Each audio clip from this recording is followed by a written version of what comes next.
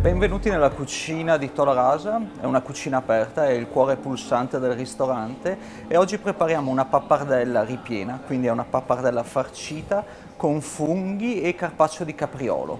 Quindi abbiamo la nostra pappardella che abbiamo già cotto in acqua salata, la adagiamo sul piatto.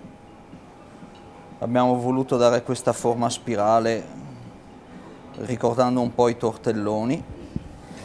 Dopodiché mettiamo qualche finferlo, fungo molto profumato e appunto questi profumi li ha ispirati il Carmenere 0.0.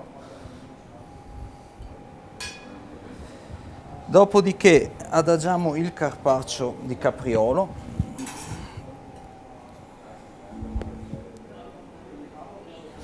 che è una carne che abbiamo acquistato, quindi è la sella del capriolo che è marinata e dopo tagliata al coltello.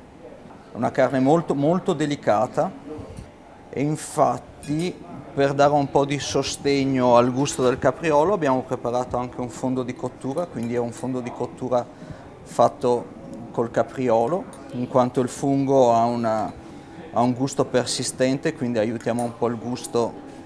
Finiamo con un filo di olio d'oliva. Siamo sempre in Veneto, qua a Marostica, una spruzzatina di pepe, leggera leggera, e mettiamo 2 foglie fritte in decorazione, giusto per dare un tocco colorato al piatto. Ed ecco la pappardella ripiena di funghi e carpaccio di capriolo.